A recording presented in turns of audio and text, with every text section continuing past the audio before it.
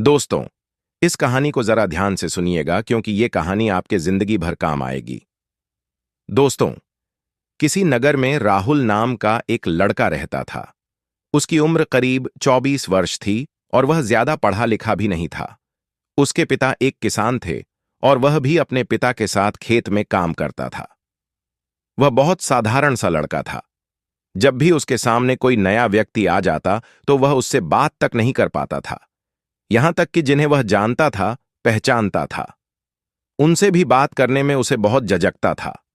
वह उनसे भी ठीक से बात नहीं कर पाता था। राहुल किसी उद्देश्य के बिना दिन भर इधर उधर घूमता रहता था। उसे ना किसी काम में रुचि थी, ना ही कोई ऐसा सपना था जिसे पाने के लिए वह मेहनत करता। राहुल के माता पिता उसकी इस स्थिति को देखकर चिंतित रहते थे। वे सोचते थे, इसका क्या होगा? ये अपने जीवन में कुछ कर पाएगा भी या नहीं? जब भी वह कहीं पर काम के लिए जाता तो लोग उसके इस सीधेपन का फायदा उठाते, उसे परेशान करते। वह कुछ ज्यादा कह नहीं पाता था, जिसके कारण उसे कोई कुछ भी कह देता और वहां से चला जाता है। इन्हीं सब कारणों की वजह से उसका मन कहीं भी किसी भी काम में नहीं लगता। वह हर काम को कुछ ही दिनों में छोड़ दिया करता। उसके मन में बहुत कुछ चल रहा था। उसके मन में विचारों के तूफान उठ रहे थे। वह सबसे बहुत कुछ कहना चाहता था, लेकिन अपनी इस आदत के कारण वह किसी से कुछ नहीं कह पा रहा था। वह अंदर ही अंदर घुटता जा रहा था। सारे विचार, सारी बातें उसके मन में ही दबी पड़ी थीं, लेकिन कभी भी वह किसी से भी अपने मन की बात नहीं बता था। राहुल का दिन व्यर्थ की गतिविधियों में निकलता था। वह अक्सर खुद के बारे में सोच सोच कर परेशान रहता। धीरे धीरे उसकी यह आदतें उसकी सेहत पर भी असर डालने लगी। उसका शरीर कमजोर हो गया, आंखें लाल रहने लगीं और वह मानसिक तनाव एक दिन उसके मित्र उसकी हालत को लेकर मजाक उड़ाने लगे। उसके दोस्त ने हंसते हुए कहा, अरे राहुल, तुम तो बस इसी चाय की दुकान के स्थायी ग्राहक बनकर रह जाओगे। तुम्हारे जीवन का क्या उद्देश्य है? यह सुनकर राहुल को बुरा तो लगा, लेकर उसने अपने दोस्तों के तानों को भी गंभीरता से नहीं लिया। वह लड़का बहुत ही होशियार था, लेकर पता नहीं क्या हो गया था। वह अपने जीवन का मकसद भूल चुका था और एक अजीब सा पागलों जैसे जीवन बिता रहा था। वह दिन भर अपना समय बर्बाद करता, सोचता रहता और बेकार कामों में उलझा रहता। ऐसा लगता था जैसे उसके जीवन का कोई अर्थ ही नहीं रह गया हो। राहुल एक होनहार नौजवान था, पर पिछले कुछ महीनों से वह एक अजीब सी लापरवाही का शिकार हो गया था। न उसे कोई काम की चिंता थी, न ही खाने की कई गंदी आदतें उसने अपना ली थीं और अपनी जिंदगी में कुछ भी विशेष करने की बजाय दूसरों के मामलों में ही उलझा रहता था। दिन का ज्यादातर समय वह अपने घर पर ही बिताया करता। वह करना तो बहुत कुछ चाहता था, पर बस पूरे दिन सोचता ही रहता। राहुल के माता पिता, दोस्त और उसके परिवार के बड़े बूढ़े कई बार उसे समझाने की कोशिश करते। एक बार उसके पिता ने कहा कि राहुल खुद पर ध्यान दे, दूसरों की जिंदगी में ताका झांकी करना छोड़। जो लोग मेहनत कर रहे हैं उनके पास खुद की जिंदगी समझाने का समय नहीं है। अगर तू भी खुद पर ध्यान देगा तो तेरी जिंदगी भी बेहतर हो सकती है। दूसरे के भरोसे मत बैठो कि कोई आके तुम्हारी मदद करेगा। और वह अपने बेटे को खरी खोटी सुनाने लगे। उन्होंने उसे इतना डांट दिया कि वह लड़का अत्यधिक क्रोधित हो गया और वहां से बिना कुछ कहे वहां से चला गया। शाम हो चुकी थी और अब तक उनका बेटा घर नहीं लौटा था। माता पिता दोनों बड़े ही चिंतित थे।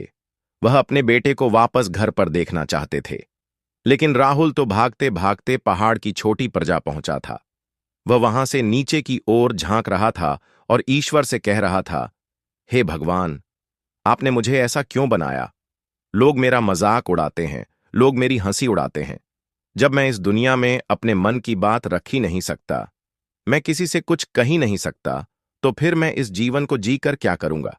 जब भी मैं किसी से कुछ कहने की कोशिश करता हूं तो लोग मेरा मजाक बनाते हैं, मेरी हंसी उड़ाते हैं, यहां तक कि वह मुझसे कुछ भी कहकर चले जाते हैं और मैं उनका जवाब नहीं दे पाता। ऐसा जीवन जीकर मुझे क्या मिलेगा? इसलिए मैं तेरे पास आ रहा हूं। इतना कहकर जैसे ही वह लड़का कूदने की तैयारी कर रहा था कि अचानक उसका पैर फिसल गया और वह एक ढलान से लड़कते हुए नीचे जा गिरा। उसका सिर चोटिल हो गया और उसके पै महात्मा थे जो जंगल में एकांतवास करते थे। महात्मा ने उसकी हालत देखी और उसे सहारा देकर उठाया। उन्होंने बड़े ही प्यार से उसकी चोट को देखा और कहा, बेटा, यह चोट तुम्हें कुछ सिखाने के लिए है। क्या तुम जानना चाहोगे? राहुल ने बे ये समझने के लिए, मैं तुम्हारी हालत देखकर ही बहुत कुछ समझ सकता हूं, लेकिन मैं चाहता हूं कि तुम खुद बताओ, क्या तुम सच में अपने जीवन से खुश हो? राहुल ने अपना सिर झुका लिया और तभी वह महात्मा उस लड़के से कहते हैं, कुछ नहीं, मैं तो बस यहां से जा रहा था। तभी किसी चीज के टकराने से मेरा पैर फिसल गया और मैं यहां जा गया। तभी वह महात्मा उस लड़के से कहते हैं, बेटा, मैं जानता हूं कि तुम यहां पर क्या करने आए थे। तुम मुझसे कुछ नहीं छुपा सकते, लेकिन मैं चाहता हूं कि तुम अपनी समस्या मुझसे खुद बताओ, तभी मैं उसका समाधान तुम्हें बता पाऊंगा। यदि तुम चाहते हो कि कोई तुम्हारी मदद करे, तो उसके लिए पहले तुम्हें ही आगे बढ़ना होगा। यदि तुम चाहते हो कि मैं तुम्हारी समस्या का समाधान करूं, तो तुम्हें मुझे अपनी समस्या बतानी होगी, वरना मैं कुछ नहीं कर सकूंगा। उन महात्मा की यह बात सुनकर वह लड़का अपने दिल की बात कहने लगा। उसने अपनी आदतें, अपनी लाभ पर याद रखना, असली बदलाव तब आएगा जब तुम खुद पर ध्यान देना शुरू करोगे। राहुल कहने लगा कि, है गुरुजी, मेरे जीवन में कोई उद्देश्य नहीं है। मैं हमेशा खाली बैठा रहता हूं, बस सोचता ही रहता हूं, और मैं किसी से ज्यादा कुछ कह भी नहीं पाता, और मुझे समझ में नहीं आता कि मैं क्या करूं। मेरे पास ना तो कोई सपना है और ना ही किसी चीज के लिए प्रेरणा। महात्मा ने कुछ देर तक राहुल को ध्यान से देखा और फिर गहरी आवाज में बोले, पुत्र, खाली बैठना सबसे बड़ा अभिशाप है। तुम्हारा मन और शरीर दोनों ईश्वर की दी हुई अमूल्य देन है।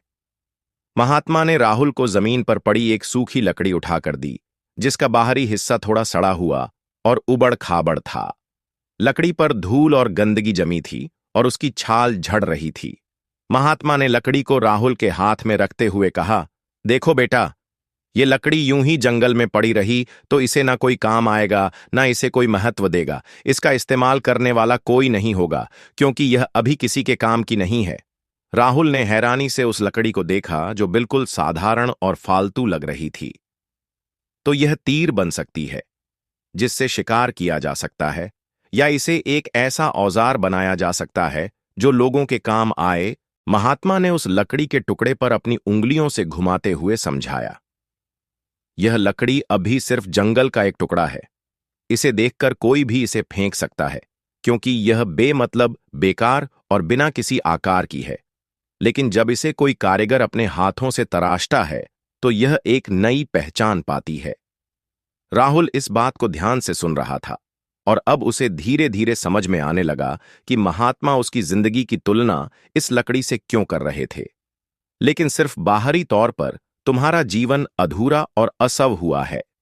तुम खुद पर ध्यान नहीं देते, ना ही अपने समय और सामर्थ्य को सही दिशा में लगाते हो। यदि तुम इन्हें व्यर्थ में बर्बाद करोगे, तो यह जीवन भी बर्बाद हो जाएगा। मैं तुम्हें सफलता के 10 नियम बताता हूं। यदि तुम इन्हें अपनाओगे, तो तुम्हारा जीवन बदल सकता है। राहुल ने अपना सिर झुकाया और महात्मा की बातों को ध्यान से सुनने के लिए तैयार हो गया। पहला नियम, एक सपनों को लक्ष्य में बदलो। महात्मा ने कहा, हर व्यक्ति के मन में कोई सपना होता है, परंतु केवल सपने देखना ही पर्याप्त नहीं है। जो अपने सपनों को लक्ष्य में बदलते हैं, वह सफलता प्राप्त करते हैं। सबसे पहले यह तय करो कि तुम्हें अपने जीवन में क्या पाना है। यदि तुम यह नहीं जानोगे, तो तुम्हारा जीवन बिना दिशा के एक भटके हुए जहाज की तरह होगा।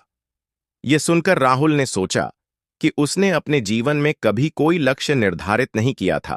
उसका मन पहली बार अपने जीवन की दिशा के बारे में सोचने पर मजबूर हुआ। दूसरा नियम, समय का सही उपयोग करो। महात्मा ने आगे कहा, भंते, संसार में समय सबसे मूल्यवान चीज है। यदि तुम समय को बर्बाद करते हो, तो यह कभी लौटकर नहीं आता। जो व्यक्ति समय की कदर नहीं करता, उसे जीवन में सफलता नहीं मिलती। हर क्षण को एक अवसर की तरह देखो और उसका सदुपयोग करो। एक सही दिन वही है जिसमें तुमने कुछ नया सीखा हो या कोई ऐसा कार्य किया हो जो तुम्हारे लक्ष्य के करीब ले जाए। महात्मा ने एक छोटी सी कहानी सुनाई। इन समय में एक राजा था जो बहुत आलसी था। उसके राज्य का हाल बुरा था, क्योंकि वह हमेशा सोचता रहता कि वह कल से काम करेगा। एक दिन पड़ोसी राजा ने उस पर हमला किया और उसका राज्य शत्रुओं ने छीन लिया। तब उसे एहसास हुआ कि उसका आलस्य और समय की बर्बादी ही उसकी हार का कारण है। तीसरा नियम, ध्यान और एकाग्रता को अपनाओ। ध्यान वह साधन है जो तुम्हारे विचलित मन को एकाग्र करता है। यदि तुम प्रति ध्यान करोगे तो तुम्हारा मन शांत होगा और तुम्हारी एकाग्रता बढ़ेगी। महात्मा ने एक बोधक घटना सुनाई। किसी समय एक युवा साधक अपने ध्यान में बहुत परेशानी महसूस करता था। वैसे ही ध्यान तुम्हारे मन को स्थिर करेगा। तब से साधक का जीवन बदल गया। महात्मा ने राहुल को बताया, हर बड़ा परिवर्तन छोटी छोटी आदतों से शुरू होता है। तुम हर दिन एक नई सकारात्मक आदत अपनाने की कोशिश करो, जैसे सुबह जल्दी उठना, पढ़ाई करना या व्यायाम करना। लगातार छोटे छोटे सुधार तुम्हें महान उपलब्धियों तक ले जाएंगे। राहुल को याद आया कि वह कभी अनुशासन में नहीं रहा था। उसने सोचा कि अगर वह अपनी आदतें सुधारना शुरू कर दे तो शायद उसका जीवन भी बेहतर हो सकता है। पांचवा नियम, स्वास्थ्य का ध्यान रखो। महात्मा ने गंभीरता से कहा, एक स्वस्थ शरीर में ही स्वस्थ मन का निवास होता है। यदि तुम अपने शरीर का ध्यान नहीं रखोगे तो तुम्हें सफलता प्राप्त करने में कठिनाई होगी। महात्मा ने कहा, यदि तुम अपने जीवन में सकारात्मक सोच अपनाओगे तो तुम्हें हर स्थिति में अच्छा देखने की आदत हो जाएगी। तुम अपने विचारों को नियंत्रित करो, क्योंकि वही तुम्हारे कार्यों को प्रभावित करते हैं। नकारात्मक सोच इसमें एक प्रेरणादायक कथा सुनाई। बहुत समय पहले एक गांव में एक युवा लड़का था जिसका नाम राघव था। राघव बहुत साहसी और मेहनती था, लेकिन उसे जीवन में बहुत बार असफलता मिली। एक बार उसने अपने गांव के बाहर एक बड़ा बाग के फल बेचकर मैं अपनी स्थिति को सुधार सकता हूं। उसने बाग में कड़ी मेहनत की और बाग को सुंदर बना दिया। लेकिन जब फल आने का समय आया तो अचानक एक तूफान आया और सारे पेड़ नष्ट हो गए। राघव का सपना टूट गया और वह उदास हो गया। तब उसने खुद से कहा, नहीं, मैं हार नहीं मान सकता। हार मानना तुम्हारे बस में नहीं है। उठो और दोबारा प्रयास करो। याद रखो, जो असफल होने के बाद भी खड़ा होता है वही असली योद्धा होता है। राघव ने अपने मन की बात मानी और दोबारा मेहनत शुरू की।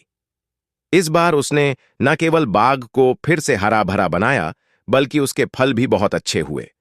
उसकी मेहनत ने उसे सफलता दिलाई। गिरने के बाद उठना ही असली हिम्मत है। इस जीवन में कुछ भी आसान नहीं है, पर यदि तुम मेहनत करोगे तो तुम्हें सफलता जरूर मिलेगी। सातवां नियम, आत्म अनुशासन का पालन करो। आत्म अनुशासन के बिना तुम किसी भी लक्ष्य को प्राप्त नहीं कर सकते। महात्मा ने कहा, खुद को अनुशासित करना सीखो। ये जानो कि कब क्या करना है और कब क्या नहीं करना। अपने समय और ऊर्जा का सही दिशा में उपयोग करो। आठवां नियम, विफलताओं से सीखो। जीवन में असफलता ही तुम्हारा सबसे बड़ा शिक्षक है। तुम असफलताओं को अपने अनुभव की तरह देखो और उनसे सीखो। महात्मा ने आगे कहा, नौवां नियम, हर दिन कुछ नया सीखो। महात्मा ने कहा, ज्ञान अर्जित करने से तुम अपने जीवन में नई ऊंचाइयां पा सकते हो। हर दिन कुछ नया सीखने की आदत डालो, चाहे वह किताबें पढ़कर हो, किसी विशेषज्ञ से सलाह लेकर या अपने अनुभवों से सीखने की प्रक्रिया कभी समाप्त नहीं होती। एक बार एक मूर्तिकार ने एक सुंदर मूर्ति बनाने की कोशिश की, पर बार बार उसकी मूर्ति टूट जाती। उसने हार नहीं मानी और हर बार अपनी गलती से सीखता रहा। उसने अपने जीवन में बदलाव लाने की ठानी। महात्मा के इतने प्रेरणादायक नियम सुनकर फिर वह अपने घर लौट आया। धीरे धीरे उसने अपनी आदतें सुधार ली। वह अनुशासन के साथ अपने काम करने लगा, समय का पालन करने लगा और हर रोज आत्मनिरीक्षण करने लगा। उसकी सोच में बदलाव आने लगा और उसने खुद पर ध्यान देना शुरू कर दिया। कुछ ही महीनों में उसकी मेहनत रंग लाई। अब लोग उसकी तारीफ करने लगे, उसके परिश्रम और अनुशासन की मिसाल देने लगे। राहुल ने खुद को उस सूखी लकड़ी की तरह महसूस किया जिसे तराशा जा चुका था। उसकी जिंदगी अब उस लोहे की तरह मजबूत हो गई थी जो किसी भी मुश्किल को काट सकती थी। इस प्रकार राहुल ने महात्मा की सीखों पर अमल करके अपनी जिंदगी को एक नई दिशा दी और खुद पर ध्यान देकर अपनी असल पहचान बनाई। वीडियो देखने के लिए धन्यवाद। बुद्ध के अधिक प्रेरक उद्धरणों और जीवन बदलने वाले ज्ञान के लिए हमारे चैनल को सब्सक्राइब करना ना भूले। नमो बुद्धाय।